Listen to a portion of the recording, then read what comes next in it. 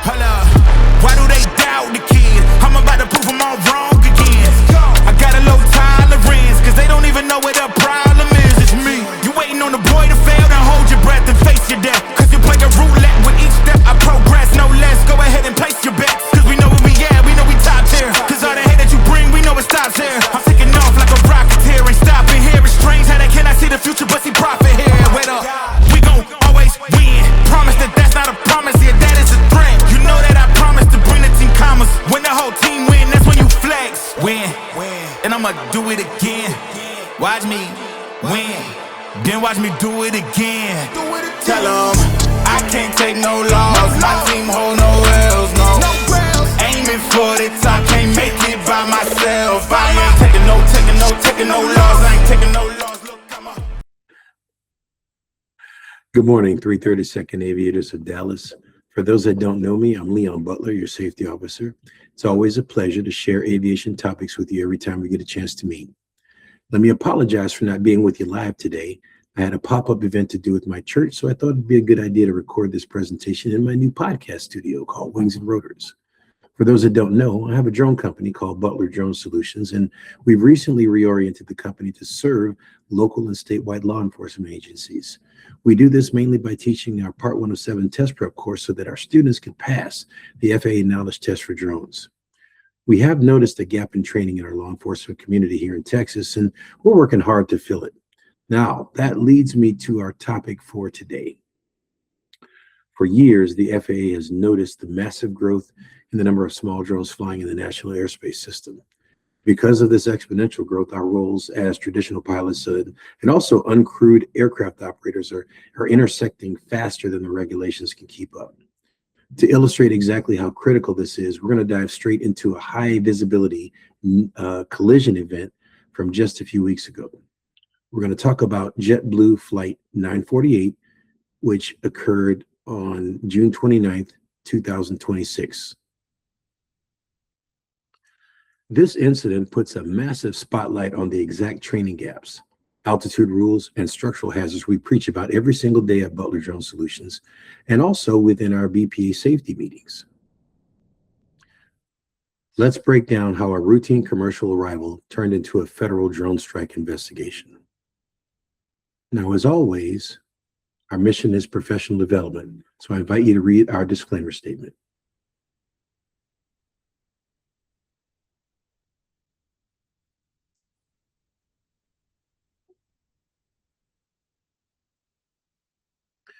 Moving on to slide 3, let's take a look at the operational matchup. On the crewed side of the equation, we have JetBlue Flight 948, which is an Airbus A321 operating from Las Vegas McCarran Airport over to New York's JFK Airport. This is a heavy passenger jet carrying a flight crew of 3 and 114 passengers. On the other side, we have an uncrewed sUAS, a small drone platform with 0 crew on board, 0 passengers. When you compare a 200,000-pound transport category airliner traveling at terminal velocities to a drone weighing anywhere from 1 to 15 pounds, it's easy for an untrained hobbyist or an uncertain drone operator to think, hey, my little plastic drone can't hurt that big metal airplane. But we're about to find out the kinetic transfer and structural vulnerability of a foreign object strike at 150 knots or higher changes the math entirely.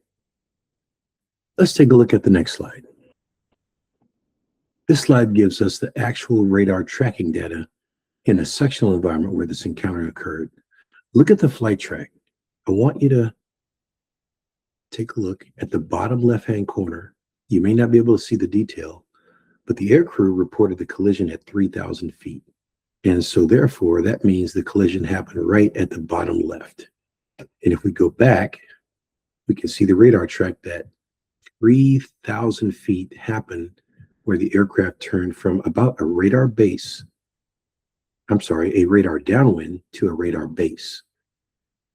The video you're about to see says that the collision occurred on final approach. As we can tell, it's no way that could have happened at 3,000 feet. As we are looking at this, definitely see that it happened somewhere between radar downwind and radar base. And the map shows that could or should have occurred just off the coast of Sandy Hook Peninsula, just south of the Sandy Hook Peninsula in New Jersey. Now, let's take a look at a CBS News report that documented the mishap. As a disclaimer, neither Butler Drone Solutions nor Black Pilots of America own the rights to this video. We are using this video and the next one under the fair use exception to copyrights for nonprofits and educational categories for safety training. JFK Airport reported a mid-air collision with a drone. Senior transportation correspondent Chris Van Cleve now with details. Tonight, the FAA is investigating a potential drone strike over New York. JetBlue Flight 948 from Las Vegas was on final approach to New York's JFK Airport early this morning when pilots reported a close encounter with an apparent drone at 3,000 feet. We collided with a drone back there in the turn. Back here at home, a JetBlue flight on final approach to New York's JFK Airport reported a mid-air collision with a drone. Senior transportation correspondent Chris Van Cleve now with details.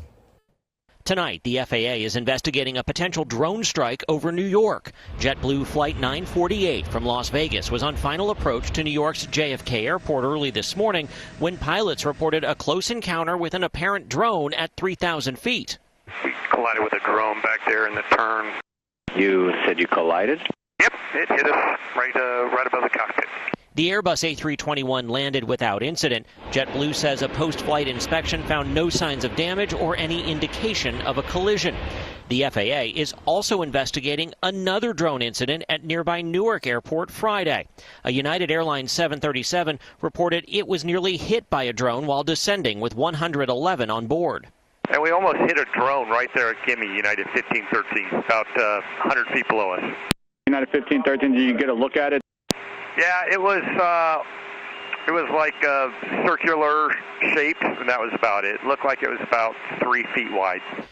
Drones are not supposed to fly near airports or above 400 feet. But the FAA receives more than 100 reports a month of drones operating around airports.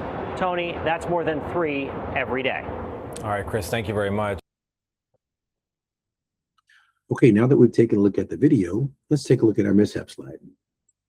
Happy to see that there were no fatalities, no injuries, and no damage to the aircraft this time. We can kind of speculate as to the primary cause, which was a Part 107 altitude violation on the drone pilot. If we look at possible risk factors, we can ask the question seriously, was the drone pilot trained properly? Was his aircraft registered, the drone itself? Did he have a drone pilot's license? And was the drone properly equipped with remote ID, which would have given the drone visibility on the air traffic control radar scopes? Here's a couple of rules to keep in mind for drone altitude or for drone pilots. Max altitude is 400 feet AGL, so there's no way he should have been flying at 3,000 feet, even though many drones are capable of flying that high. And if you are going to fly above a certain altitude, you must determine whether or not you're going to be flying in controlled airspace. And if you are, you must get permission from air traffic control to fly in controlled airspace. Well, if you go back and review your sectional, you'll notice that controlled airspace began around that Sandy Hook area at about 1,500 feet AGL. So if he would have been complying with the 400-foot maximum altitude restriction, he wouldn't have even reached 1,500 feet AGL. And that was Class B airspace coming into JFK. Now, on this next slide, I want to show you a video to illustrate how dangerous a drone collision can be if you're not so lucky as Flight 948 was. It happens so fast, it looks like this plane's wing was hit by a bullet. In fact, it's a 2-pound drone, test-fired into a single-engine aircraft wing to mimic a mid-air collision at 238 miles per hour, tearing deep into the wing, fuel lines, and support structure. It likely would have landed safely, but if you have a significantly heavier drone, absolutely there is a threat of the aircraft being lost. so far this year, pilots have reported 2,000 drone sightings. Nationwide, 109,000 registered users own more than 1 million registered drones. Required to stay at least 5 miles away from an airport. But researchers just documented 192 drone flights near Daytona Beach Airport over just 13 days. 1 in 5 posing a risk to aircraft. Most vulnerable: wings, engines, vertical stabilizers, helicopter rotors, and windshields. A drone hitting an aircraft of any size is potentially a life or death situation. One solution: GPS-based geofencing software to keep drones away from restricted airspace as the risk of collision grows by the day. Tom Costello, NBC News, Washington. Now, that video should convince you that drones are a threat and we need to pay attention. So let's take a look at our next slide. Here's some definitive takeaways that I want both sides of the house to listen up closely. For conventional pilots, you're sitting in the cockpit of your Grumman, Piper, or Cessna, or even if your airline pilots are sitting in your Airbus or Boeings, you must maintain an aggressive visual awareness, especially within terminal areas. Keep your scanning patterns active. Keep your eyes outside and make sure your fields of view are clear. And if you see a drone anywhere in your flight path, immediately report it to air traffic control with an accurate altitude and a position. Now, for the drone side, and this goes out to every commercial operator for public safety or every student we train, follow the rules. Do not violate airspace credentials. Do not fly into controlled airspace without permission. Do not put your drone in the air unless you have a valid Part 107 license or you're operating strictly under another authorized public certificate of authorization. Register your drone with the FAA and make sure it is fully functional and broadcasting remote ID. Let me say it plainly. Follow the rules. The airspace belongs to all of us, and a single reckless operator can destroy the credibility and safety record of an entire drone industry in a fraction of a second. Now, as we wrap up this lesson, I'll leave the floor open so that you guys can discuss amongst yourselves any questions you may have about this particular incident. Ask yourselves, how are we adapting our visual scans on radar patterns, extended base legs, or short finals to account for low altitude or mid-altitude drone threats? How are we, as leaders in the aviation community, helping to educate the public and young operators on the dangers of illegal airspace incursions? Again, I apologize for not meeting with you live today.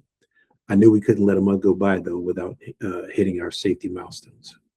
I want to thank you for tuning in to this briefing on the Wings and Rotors platform. And to everyone at BPA 332nd Aviators of Dallas, fly safe, stay sharp, and I'll see you at the next meeting. Having a phenomenal day out here.